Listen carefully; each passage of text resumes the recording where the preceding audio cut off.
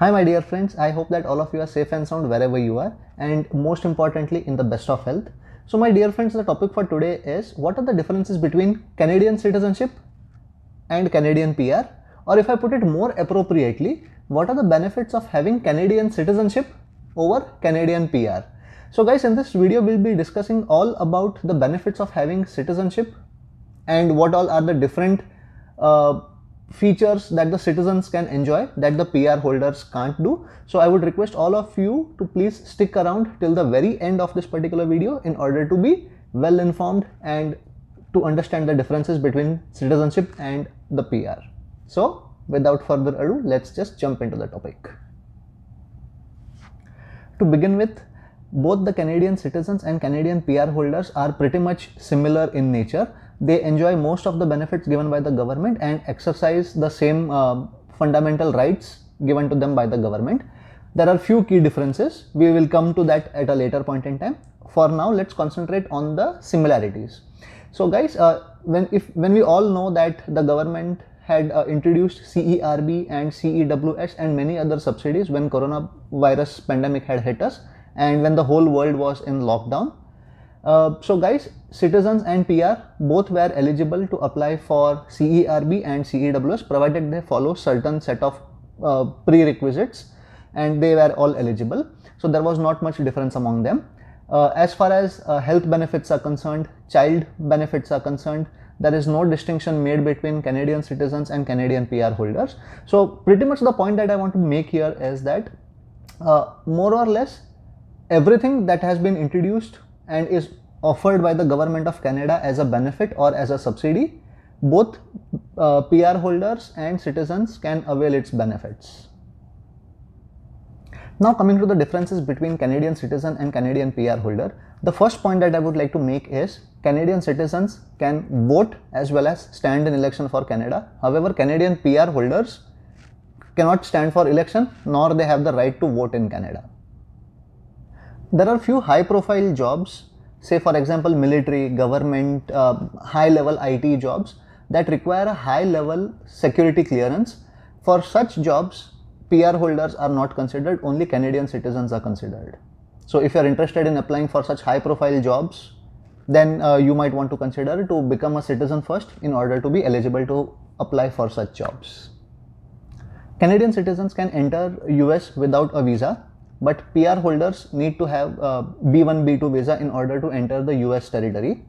And also guys, there is a provision given for the Canadian citizens by which they can work in the US. Let's keep it out of context of this video for now. I'll make a separate video on it. But yes, Canadian citizens can work in US, but PR holders will need proper work permit authorization, etc. in order to work in US.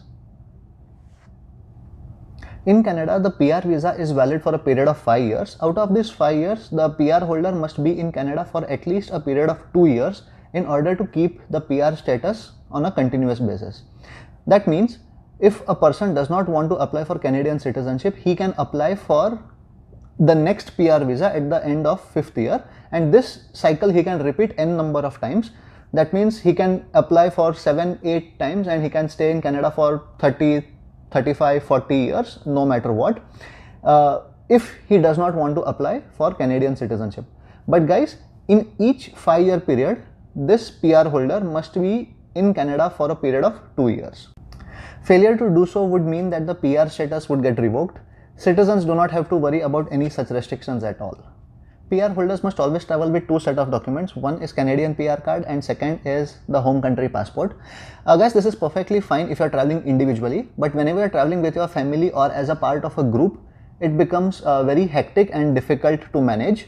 Whenever we are traveling as a family, so me, my wife and my kid, whenever we are traveling, we always have to carry 3 passports and 3 PR cards together.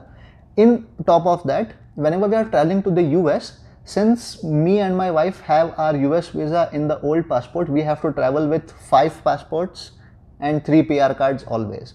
So guys, this becomes a bit of a hassle whenever we are traveling. But if we were Canadian citizens, we just have to carry 1 passport per person and that's pretty much it. Another hassle that PR holders have to face is that they have to make sure that both these documents, the passport and the PR card, are valid and have enough validity left in order to make that travel possible. If even one of the document is close to expire, the travel would be restricted, or they'll have to cut short, or they might have to cancel their plan altogether. However, for Canadian citizens, they just have to make sure that their passport is valid, and that's pretty much it.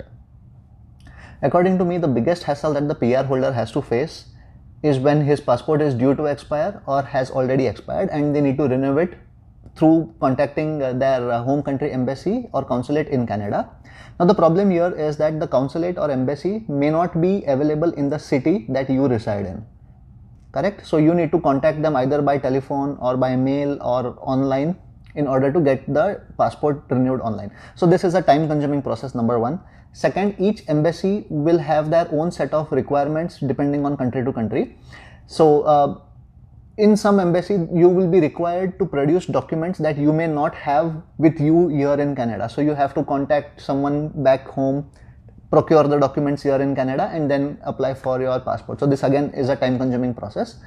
I have seen many of my friends who have contacted the Indian consulate, Indian embassy, or BLS as it is known, in order to get their passports, and then they were asked for certain documents which they did not have. They had to spend a lot of money through courier, and there was a lot of time taken in the entire process, and because of which they had to reschedule or even cancel their travel plans which they had in near future. So guys, if you are a citizen of Canada, then your passport work can be done by Service Canada, and you have Service Canada in almost every city, every major metropolitan area everywhere in Canada. So your passport renewal can be done in an easier way in Canada. Guys, now comes probably the most important part of this entire video, and that is strength of your passport. Guys, strength of the passport can be determined by the number of countries that the passport holder is allowed to travel visa free. So the more number of countries the passport holder can travel visa free, that much strong your passport is. So if you can travel to a lesser number of countries, that means your passport is not that strong. Correct? So total number of countries you can travel visa free, that means that is the strength of your passport. Correct? Canadian passport allows its holder to visit visa free countries 85, visa on arrival in 39 countries, and visa is required for the remaining 74 countries. Indian passport allows Indian passport holders to travel visa free to 18 countries, visa on arrival in 34 countries, and visa is required for 146 countries. So guys, you can see visa free access can be given to 85 countries for a Canadian passport holder, as well as only in 18 countries if the passport is of an Indian national.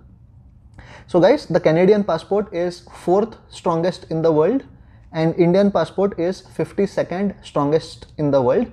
I will share the source of where I got this information from in the description below, so you can also check it out. To conclude this video, guys, I would just like to tell that whether to apply for Canadian citizenship or being a PR for life is a matter of personal choice. In this video, I have given equal consideration to both these options so that you can choose whatever suits your needs. I know many people who have chosen to become PR throughout their life, and they'll be keeping on renewing their PR for every 5 years, because eventually when they grow old, they want to go back to their home country and live a retired life. And I know many people who have applied for Canadian citizenship also, just to take benefits and become Canadian for life. So whatever you choose, it's a matter of your personal choice, and choose wisely. So guys, with this I end this particular video. I hope you all found this video quite informative and useful. And with this, I would say that please consider subscribing to our channel, liking the video, and commenting as well. And do not forget to share it with your friends, family, and relatives for whom this particular video might be useful. With this, I say goodbye and take care.